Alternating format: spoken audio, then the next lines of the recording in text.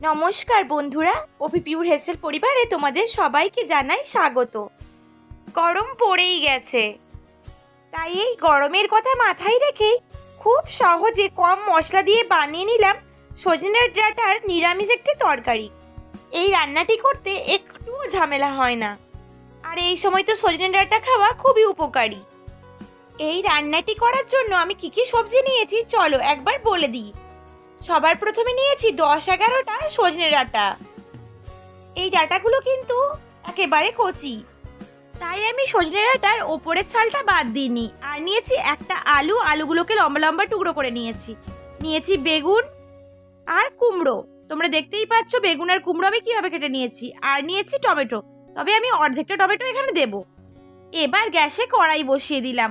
কড়াই খুব ভালোভাবে গরম হয়ে গেলে দিয়ে দিলাম 4 চামচ সর্ষের তেল। আর তেল খুব ভালোভাবে গরম হয়ে গেলে এর মধ্যে দিয়ে দেব বড়ি। বড়ি দিলে এই তরকারির স্বাদটা অনেক বেড়ে যায়। চলো বড়িগুলো তাহলে লাল লাল করে ভেজে নিই। দেখো বন্ধুরা, বড়িগুলো আমার ভাজা হয়ে গেছে, এগুলো একটা পাত্রে তুলে রাখলাম। আমি কিন্তু আর কোনো তেল অ্যাড করব না, ওই তেলেই রান্না করব। তাই এই তেলের মধ্যেই দিয়ে দিলাম একটা তেজপাতা, একটা শুকনো লঙ্কা। তোমরা চাইলে শুকনো লঙ্কার পরিবর্তে কাঁচা লঙ্কাও ব্যবহার করতে পারো। এগুলো একটু ভেজে নিয়ে এর মধ্যে দিয়ে দিলাম অর্ধেক চামচ 5 ফোড়ন। গ্যাসের ফ্লেম মিডিয়ামে করে এগুলো একটু নেড়ে নেব খুন্তি দিয়ে। আর যখন এগুলো থেকে খুব সুন্দর একটা গন্ধ বেরোবে তখন আমি এর মধ্যে দিয়ে দিলাম কেটে রাখা আলুর টুকরো। গ্যাসের ফ্লেম এই সময় একটু বাড়িয়ে দিয়েছিলাম। আলুগুলো হালকা ভাজা হয়ে গেলে গ্যাসের ফ্লেম মিডিয়ামে করে আমি এবার বাকি সবজিগুলো দিয়ে দিলাম। এরপরে দিয়ে দিলাম 2 চামচ লবণ। আমি ছোট চামচে 2 চামচ লবণ দিয়েছি, বড় চামচ হলে 1 চামচ লবণ দিও। দিলাম 1 চামচ হলুদ গুঁড়ো। গ্যাসের ফ্লেম কিন্তু এখনো মিডিয়ামেই করা আছে। সবজিগুলো কিছুক্ষণ ভেজে নেব যাতে সবজিগুলোর পরে কোনো কাঁচা গন্ধ না থাকে। গরমের সময়ের জন্য কিন্তু পারফেক্ট একটি রেসিপি এইটি। সবজিগুলো মোটামুটি আমার হালকা ভাজা হয়ে গেছে। এবার আমি এর মধ্যে দিয়ে দিলাম অর্ধেকটা টমেটো। টমেটো দেওয়ার পর এর ওপর একটা ঢাকনা দিয়ে দিলাম। চলো একদিকে এগুলো হতে থাক, অন্যদিকে একটা মশলা বানিয়ে নিই। একটা পাত্র নিয়ে নিলাম, তার মধ্যে দিয়ে দিলাম 1 চামচ হলুদ গুঁড়ো, 1 চামচ জিরা গুঁড়ো আর 1 চামচ ধনে গুঁড়ো। এবার এর মধ্যে দিয়ে দিলাম অর্ধেক কাপ জল।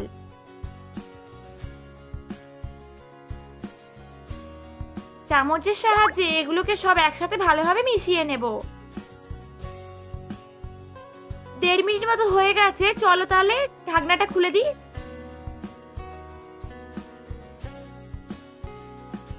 এবার আমি যে মশলাটা বানিয়ে রেখেছিলাম সেটাই দিয়ে দিলাম।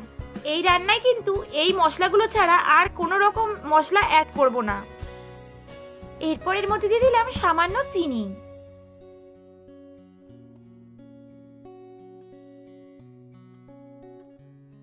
সব একসাথে ভালোভাবে মিশিয়ে নেব।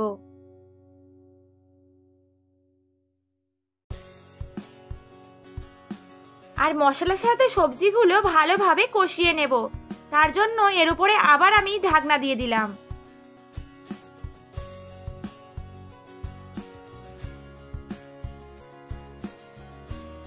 দেড় মিনিট পর ঢাকনাটা খুলে নিচ্ছি। দেখো মশলার সঙ্গে সবজি খুব ভালোভাবে কষানো হয়ে গেছে।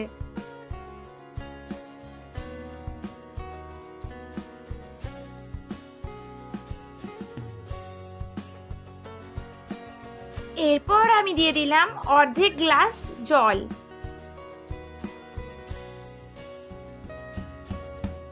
খুব বেশি জল দেওয়ার প্রয়োজন নেই, কারণ অলরেডি এই সবজিগুলো সেদ্ধ হয়ে গেছে।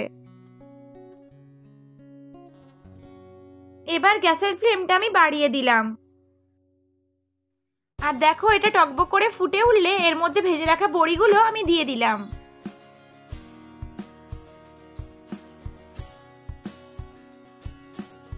এই নিরামিষ তরকারিটা কিন্তু আমি মাখা মাখা করব, তাই কোনো রকম জল রাখবো না।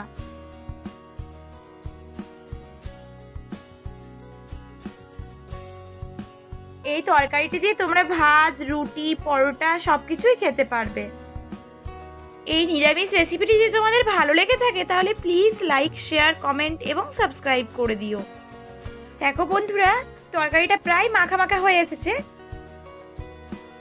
আমার রান্না পুরোপুরি কমপ্লিট। গ্যাস বন্ধ করে দিলাম। তাহলে আজকের মতো ভিডিওটা এখানেই শেষ করলাম। দেখা হবে পরের একটি সুন্দর ভিডিওর সাথে। ততদিন সবাই খুব ভালো থেকো আর সুস্থ থেকো। সবাইকে টাটা।